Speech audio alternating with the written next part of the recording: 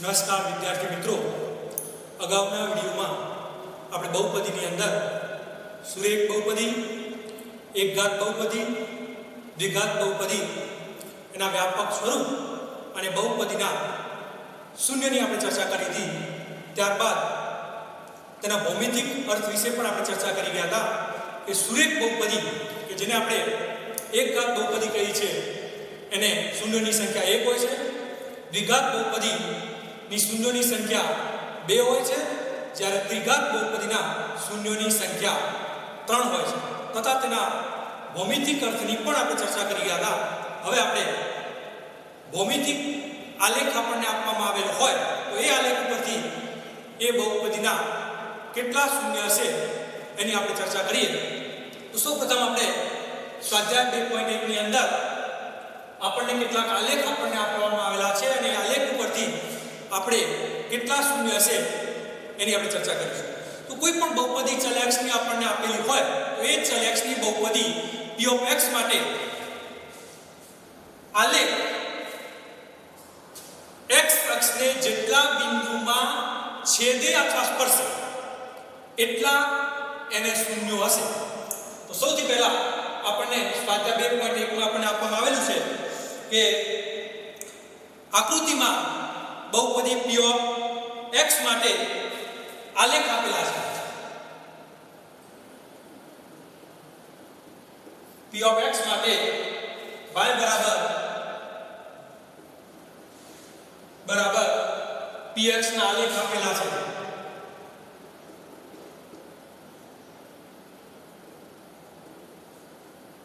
આલેખ આપેલા છે. તો શૂન્યની સંખ્યા જે છે એ શૂન્યની સંખ્યા આપણે શોધવાની છે. તો હું અહીં કેટલા આલેખ દોરીશ અને પછી આપણે એના શૂન્યની ચર્ચા કરીશું.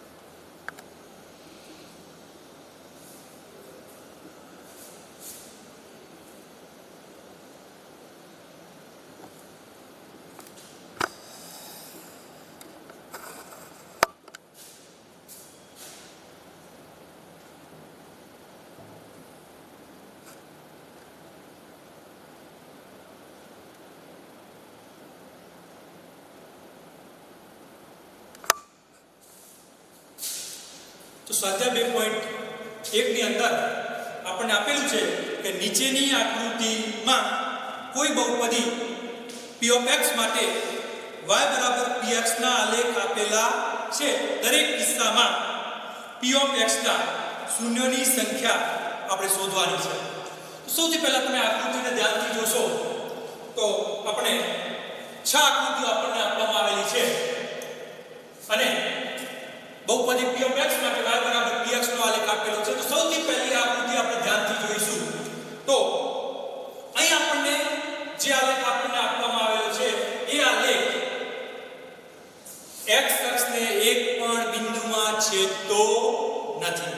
આનો અર્થ અહીં પ્રથમ આકૃતિની અંદર શૂન્યોની સંખ્યા 0 થશે. એનો અર્થ કે અહીં એક પણ શૂન્ય આપણને પ્રાપ્ત થશે નહીં. કેમ કે અહીં આલેખ આપણને x અક્ષને એક પણ બિંદુમાં છેદતો કે સ્પર્શતો નથી. છેદતો હોય તો પણ ચાલે, સ્પર્શતો હોય તો પણ ચાલે. અહીં શૂન્યોની સંખ્યા જે છે એ શૂન્યોની સંખ્યા 0 છે. તો હવે આપણે એના જવાબ જોઈશું. તો પહેલી આકૃતિમાં શૂન્યની સંખ્યા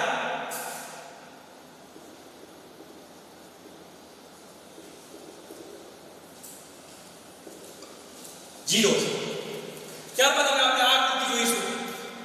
તો આકૃતિ 2 ની અંદર તમે સ્પષ્ટપણે જોઈ શકો છો કે જે આ બહુપદી માટે આપણને y px નો આલેખ જે આપેલો છે એ આલેખ x અક્ષને અહીં એક બિંદુમાં છેદે છે. માટે અહીં બહુપદીને શૂન્યોની સંખ્યા 1 હશે.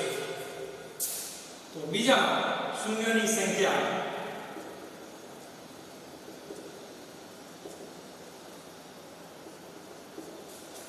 હવે આપણે ત્રીજી આકૃતિને આપણે ધ્યાનથી જોઈશું. તો તમે ત્રીજી આકૃતિને ધ્યાનથી જોશો તો આ આકૃતિમાં y px x નો આલેખ આપણને 1 2 અને 3 અહીં 1 2 અને 3 એમ 3 બિંદુઓમાં છેદે છે. માટે આ બહુપદી y px માટે શૂન્યોની સંખ્યા 3 થશે. તો ત્રીજા આલેખમાં શૂન્યોની સંખ્યા 3 થશે. એ જ પ્રમાણે હવે ચોથો આલેખ આપણે જોઈશું. તો ચોથા આલેખમાં તમે ધ્યાનથી જોશો તો અહીં y px નો આલેખ x અક્ષને 1 2 3 અને 4 એમ 4 બિંદુઓમાં છેદે છે. માટે અહીં શૂન્યોની સંખ્યા 4 થશે. તો ચોથા આલેખમાં શૂન્યોની સંખ્યા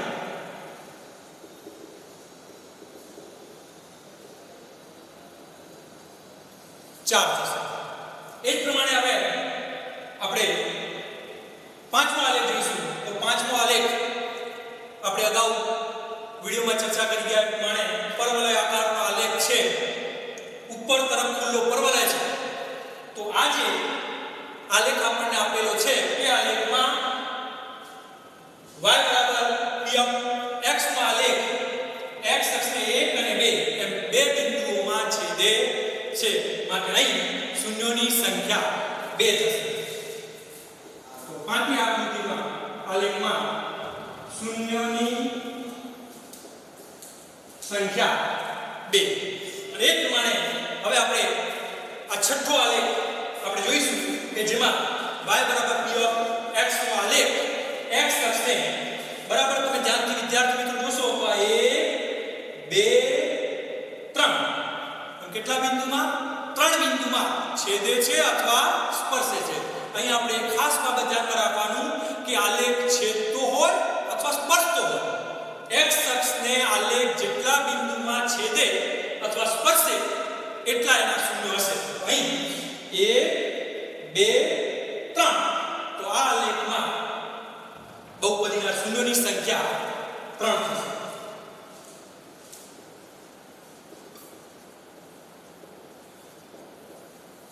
તો આમ કોઈ પણ આલેખ આપણને બહુપદી px માટે આપણને આપેલા હોય તો આપણે એના આલેખ ઉપરથી શૂન્યોની સંખ્યા કેટલી હશે એ આપણે સરળતાથી કહી શકીએ.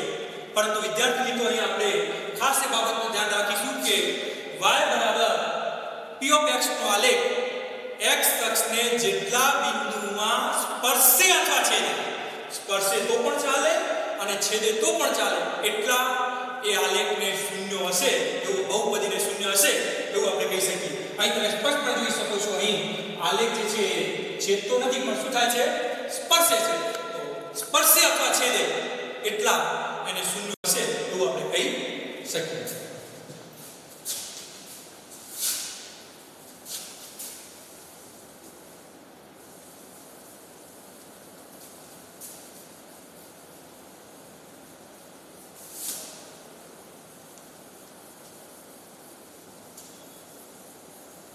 હવે આપણે વિદ્યાર્થી મિત્રો બહુપદીના શૂન્યો અને સહગુણકો વચ્ચેનો સંબંધ જોઈશું.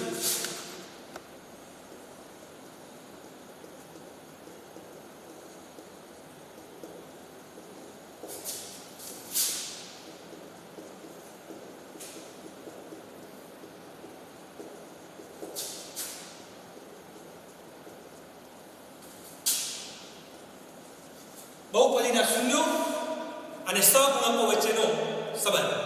તો સૌથી પહેલા આપણે સુરેખ બહુપદી એટલે કે એકઘાત બહુપદી, દ્વિઘાત બહુપદી અને ત્રિઘાત બહુપદીનો આપણે અભ્યાસ કરી ગયા. સૌથી પહેલા આપણે એકઘાત બહુપદી માટે જોઈશું. સુરેખ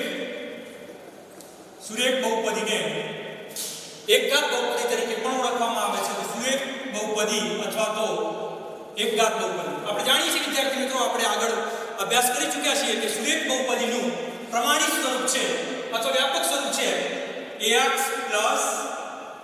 b. ax b જ્યાં a not equal to 0, a અને b વાસ્તવિક સંખ્યા છે.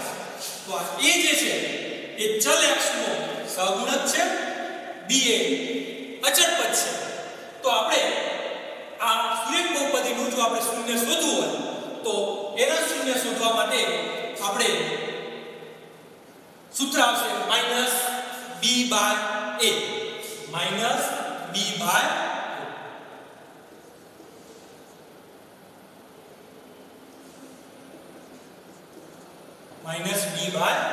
a. તો આ રીતે આપણે એનું શૂન્ય જે છે એ શૂન્ય આપણે શોધી શકીએ છીએ.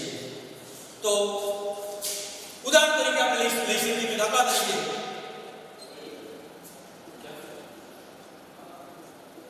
Two x plus 5. તો 2x પ્લસ 5 એ એકઘાત અથવા સુરેખ બહુપદી છે.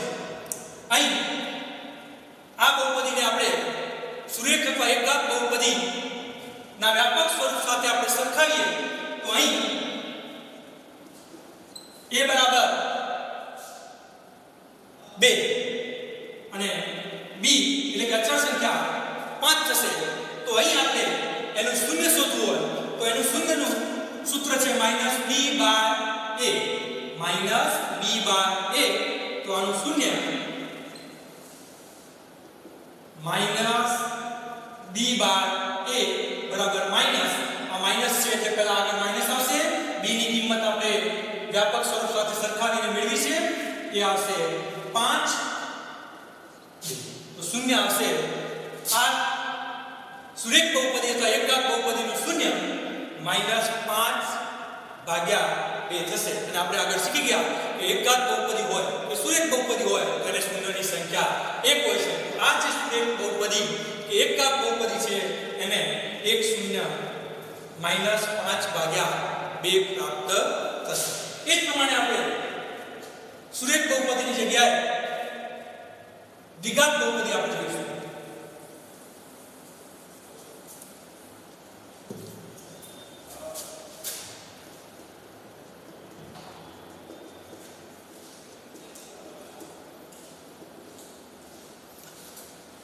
દ્વિઘાત બહુપદી જેનું પ્રમાણિત કે વ્યાપક સ્વરૂપ આપણે આગળ શીખી ગયા છીએ કે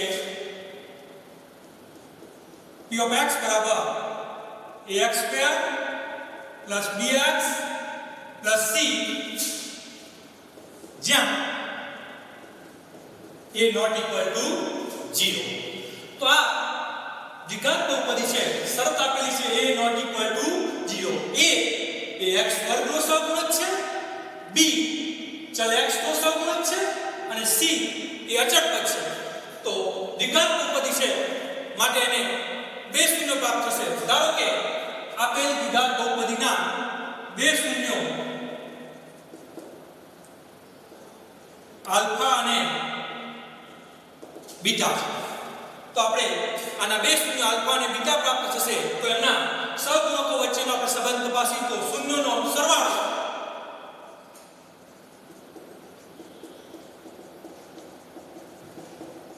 એટલે કે આલ્ફા વત્તા બીટા. દ્વિઘાત બહુપદી છે એટલે એનું પહેલું શૂન્ય આપણે આલ્ફા ધાર્યું છે, બીજું શૂન્ય બીટા ધાર્યું છે.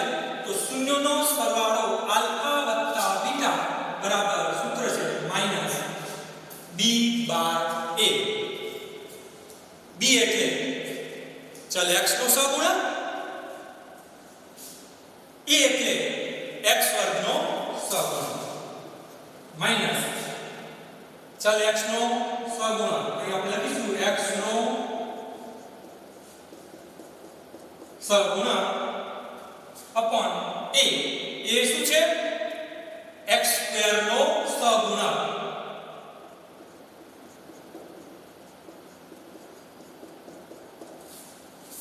તો શૂન્યના સરવાળા માટેનું સૂત્ર છે આલ્ફા પ્લસ બીટા બરાબર માઈનસ બી ભાગ્યા a.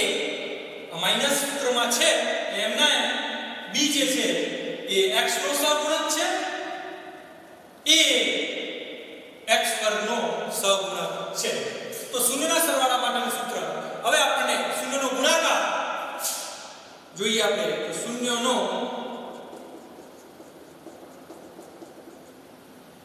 ગુણાકાર આલ્ફા બીટા બરાબર બે શૂન્ય આલ્ફા અને બીટા છે માટે એનો ગુણાકાર આલ્ફા બીટા થાય. આલ્ફા બીટા બરાબર c ભાગ્યા a. c જે છે એ અચળ પદ છે, a એ ચલ x વર્ગનો સહગુણક છે.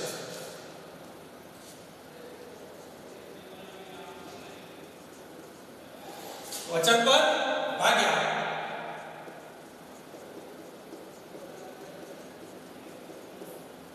x વર્ગનો સહગુણક. તો આમ દ્વિઘાત બહુપદી આપણને આપેલી હોય તો એ દ્વિઘાત બહુપદીના શૂન્યનો સરવાળો આલ્ફા વત્તા બીટા બરાબર માઈનસ બી ભાગ્યા a માઈનસ x નો સહગુણક ભાગ્યા x વર્ગનો સહગુણક થશે, જ્યારે શૂન્યનો ગુણાકાર c ભાગ્યા a થશે. તો એ જ પ્રમાણે હવે આપણે પહેલા દ્વિઘાત બહુપદી લઈએ, પછી આપણે એને ઉદાહરણ દ્વારા આપણે સમજીશું કે દ્વિઘાત બહુપદી હોય, ત્રિઘાત બહુપદી હોય કે એકઘાત બહુપદી હોય એના શૂન્યો અને સહગુણકો વચ્ચેનો સંબંધ આપણે કેવી રીતે પ્રસ્થાપિત કરી શકીએ.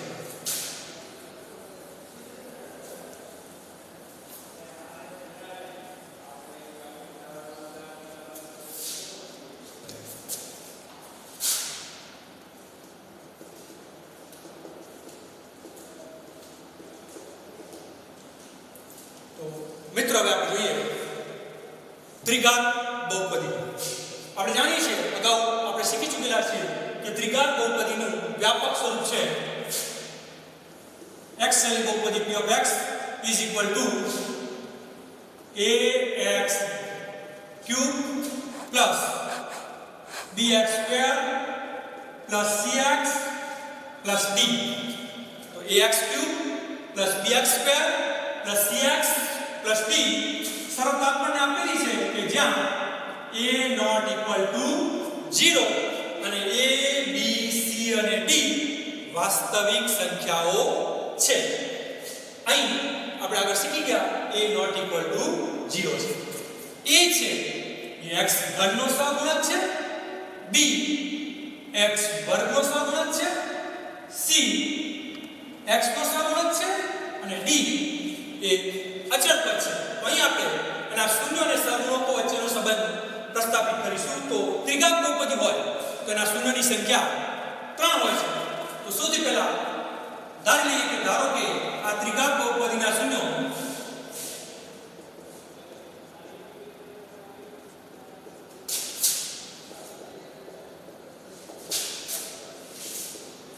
આલ્ફા બીટા અને ગામા છે.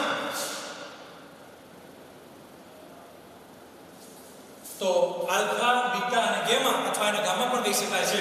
તો આલ્ફા બીટા અને ગામા એમ 3 શૂન્ય હોય તો શૂન્યનો સરવાળો એટલે કે આલ્ફા વત્તા બીટા વત્તા ગામા અથવા ગામા બરાબર માઈનસ b બાય a. દ્વિઘાત બહુપદી માટે પણ શૂન્યોનો સરવાળો -b/a હતો.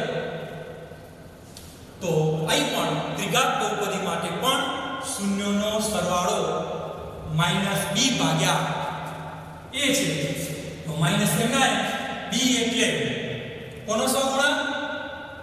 તો અહીં આપણે b જે છે એ x વર્ગનો સહગુણક છે. તો આપણે કૌંસમાં લખીશું x વર્ગનો સહગુણક ભાગ્યા a. એ કોનો સહગુણક છે? x ઘનનો સહગુણક છે. તો છેદમાં આવશે x ઘનનો સહગુણક. તો આ ત્રિઘાત બહુપદી માટે શૂન્યના સરવાળાનું સૂત્ર -b/a થયું. હવે બબે શૂન્યના ગુણાકારનો સરવાળો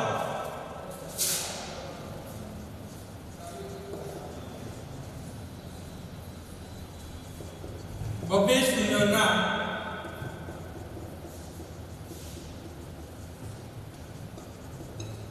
ગુણાકારનો સરવાળો આલ્ફા બીટા વત્તા બીટા ગામા વત્તા ગામા આલ્ફા અથવા આલ્ફા ગામા.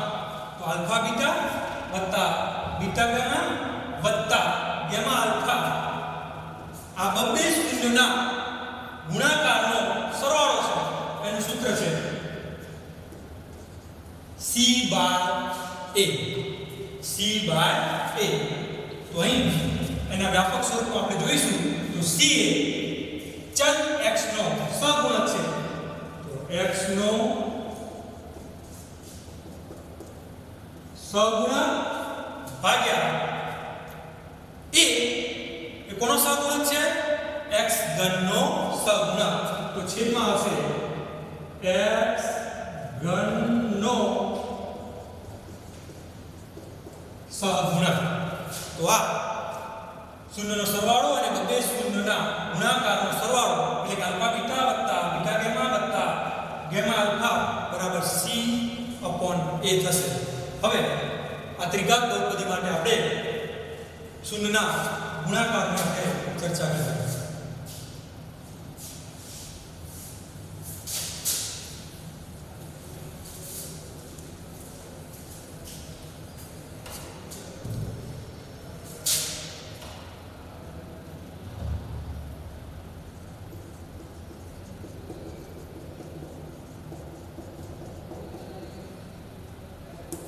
શૂન્યનો ગુણાકાર બરાબર આલ્ફા બીટા ગામા બરાબર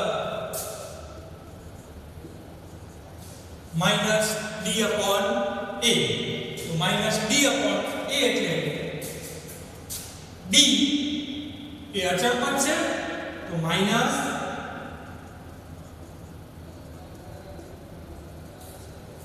અચળ પદ કૌંસમાં अपॉन a એટલે x ઘનનો સહગુણક.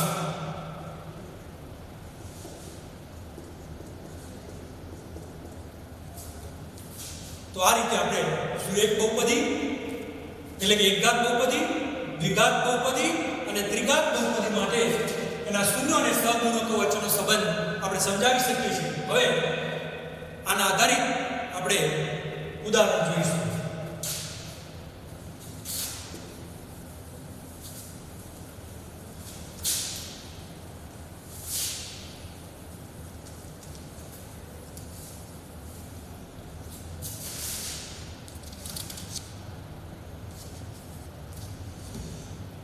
તો એક પુસ્તકની અંદર આપણે એક ઉદાહરણ આપ્યું છે. ઉદાહરણ 2.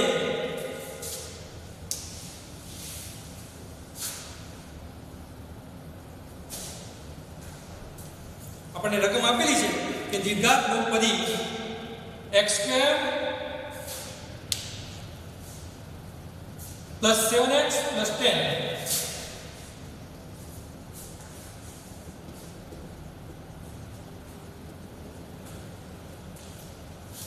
દ્વિઘાત બહુપદી x²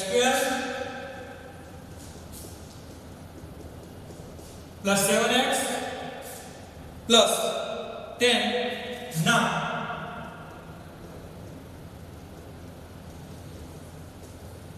શૂન્યો શોધો તથા તેના શૂન્યો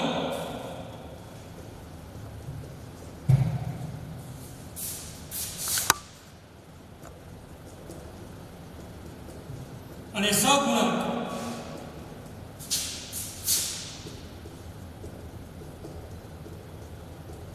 વચ્ચેનો સંબંધ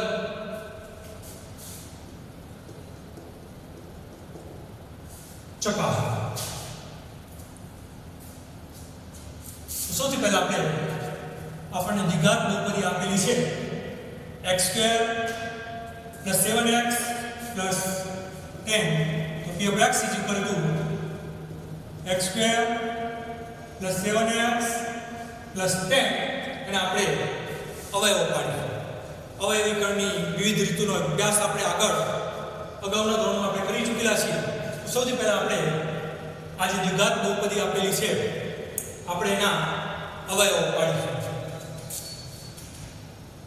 x² + 7x + 10. તો વિદ્યાર્થી મિત્રો અહીં 10 આપેલા છે.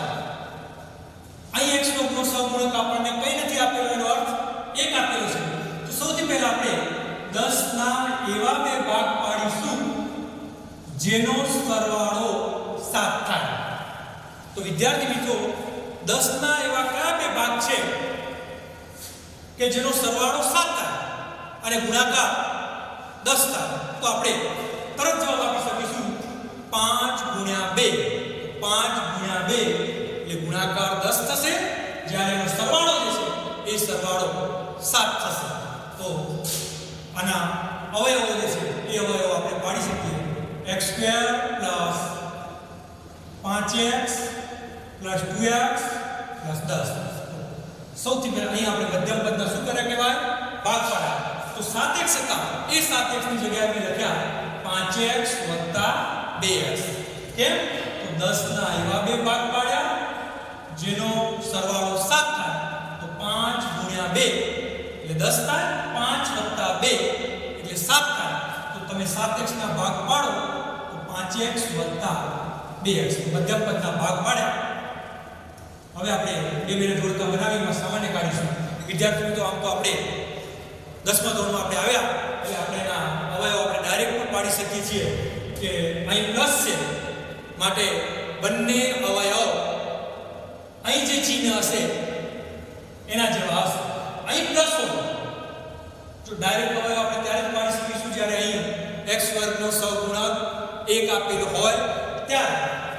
તો એ વખતે આપણે કઈ બાબત ધ્યાન રાખીશું કે જો અહીંયા પ્લસ હશે તો બંને અવયવ અહીં જે ચિહ્ન હશે એના જેવા હશે.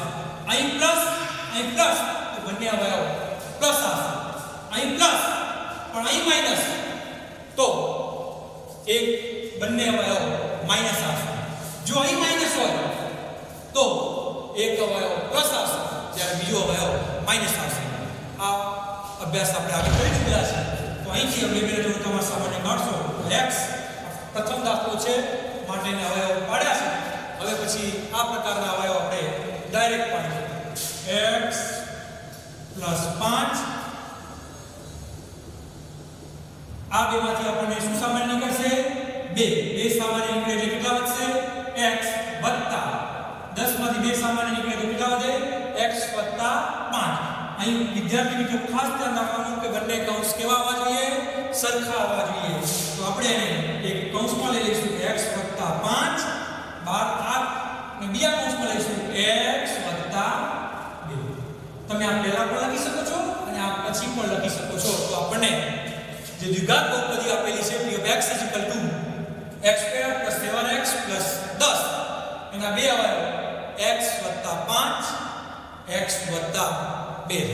હવે આપણે આના શૂન્ય શોધવા તો આપણે p of x = 0 લઈશું. તેથી x + 5 x + 2 = 0. તો બંને કૌંસ બરાબર 0 થશે. તો આના ઉપરથી આપણને એક શૂન્ય પ્રાપ્ત થશે અને આ કૌંસ ઉપરથી આપણને એક બીજું શૂન્ય પ્રાપ્ત થશે. તો તેથી બંને કૌંસ બરાબર આપણે 0 લેતા x + 5 = 0 અને x + 2 = 0. તો x ને આપણે કરતા કરીશું તો x બરાબર આ +5 છે બરાબરની પેલી બાજુ જશે તો -5 અને x + 2 +2 પેલી બાજુ જશે બરાબરની તો આવશે -2 તો વિદ્યાર્થી મિત્રો આ દ્વિઘાત બહુપદીને આપણે બે શૂન્ય પ્રાપ્ત થયા -5 -2 તો શૂન્ય આપણે શોધ્યા હવે આપણે એમના સહગુણકો વચ્ચેનો સંબંધ આપણે ચકાસીશું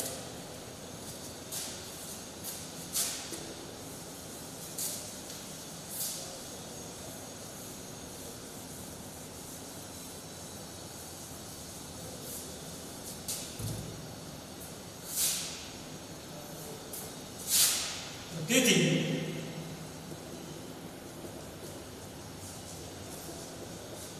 દ્વિઘાત બહુપદીના શૂન્ય -5 અને -2 છે શૂન્ય આપણને મળી ગયા દ્વિઘાત બહુપદી હોય તો આપણે જાણીએ છીએ ને બે શૂન્ય પ્રાપ્ત થાય -5 અને -2 હવે એમના સહગુણકો વચ્ચેનો સંબંધ આપણે તપાસીશું તો સૌથી પહેલા શૂન્યનો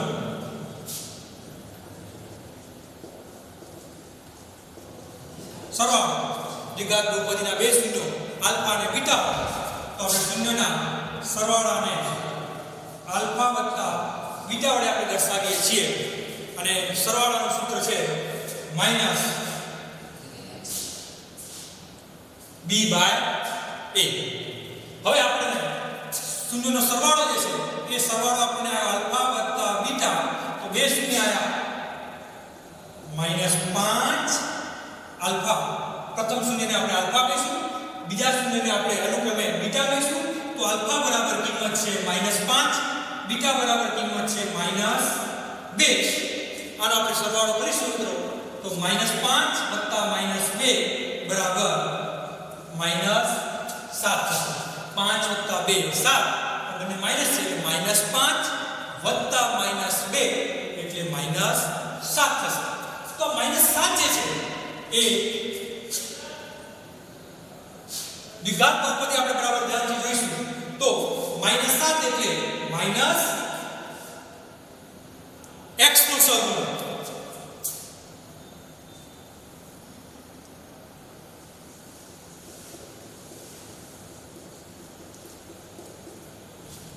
x નો સહગુણક ભાગ્યા 1 તો અહીંયા આપણે -b/a સ્વરૂપનું પદ પ્રાપ્ત થશે તો -7 છે એને આપણે -7/1 લખી શકીએ તો -7/1 એટલે -x નો સહગુણક ભાગ્યા 1 તો આ એના શૂન્યના સરવાળાની આપણે ચર્ચા કરી -b/a b એટલે x નો સહગુણક આગળ શું આવશે માઈનસ અને છેદમાં છે a એટલે x વર્ગનો સહગુણક a તો એ કિંમત તમારે -7 એટલે -7 ને આપણે આ રીતે લખી શકીએ છીએ -7/1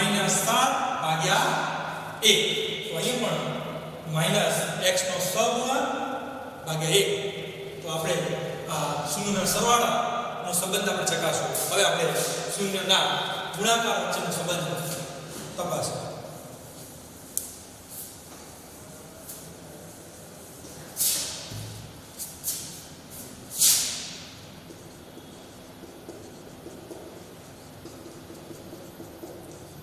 શૂન્યનો ગુણાકાર એટલે દ્વિઘાત બહુપદીના બે શૂન્ય આલ્ફા અને બીટા છે તેનો ગુણાકાર આલ્ફા અને બીટાનો ગુણાકાર આલ્ફા બીટા બરાબર આપણે સૂત્ર શીખ્યા છે c/a તો અહીંયા આપણને આલ્ફા -5 છે બીટા -2 છે તો બેનો ગુણાકાર કરીશું -5 - -2 માઈનસ ગુણ્યા માઈનસ બરાબર પ્લસ વિદ્યાર્થી મિત્રો આ આપણે આગળ શીખી ચૂકેલા છીએ તો માઈનસ ગુણ્યા માઈનસ એટલે પ્લસ થશે 5 ગુણ્યા 2 બરાબર 10 તો અહીં આપેલ દ્વિઘાત બહુપદી ના શૂન્યનો ગુણાકાર એ 10 થયો હવે આપણે એના શૂન્ય અને સહગુણકો વચ્ચેનો સંબંધ ચકાસવો હોય તો આ 10 એટલે 10 ભાગ્યા 10 ને આપણે 10 ભાગ્યા 1 સ્વરૂપે આપણે લખી શકીએ તો 10 ભાગ્યા 1 એટલે 10 એ શું છે તો 10 એ આપેલ દ્વિઘાત બહુપદીનું અચળ પદ છે અચળ પદ ભાગ્યા 1 એ શું છે 1 એ x વર્ગનો સહગુણક છે તો આપણે કહી શકીએ કે આ c ભાગ્યા a c ભાગ્યા c એટલે અચળ પદ 10 ભાગ્યા a એટલે x વર્ગનો સહગુણક તો અહીં આપણે આ રીતે આપણે કોઈ પણ ઉદાહરણ આપણને આપેલું હોય દ્વિઘાત બહુપદી હોય કે ત્રિઘાત બહુપદી હોય તો આપણે એના શૂન્ય શોધી અને આપણે એના શૂન્ય અને સહગુણકો વચ્ચેનો સંબંધ આપણે દર્શાવી શકીએ છીએ તો તમારે દ્વિઘાત બહુપદી હોય તો બે શૂન્ય આલ્ફા અને બીટા લેવાના એ જ પ્રમાણે ત્રિઘાત બહુપદીનું ઉદાહરણ આપેલું હોય તો આલ્ફા બીટા અને ગામા લઈ અને એના શૂન્યનો સરવાળો બે શૂન્યના ગુણાકારનો સરવાળો અને શૂન્યના ગુણાકારના સંબંધ આપણે ચકાસી શકીએ છીએ તો હવે પછીના વિડીયોમાં આપણે અન્ય કેટલાક ઉદાહરણો આપણે લઈશું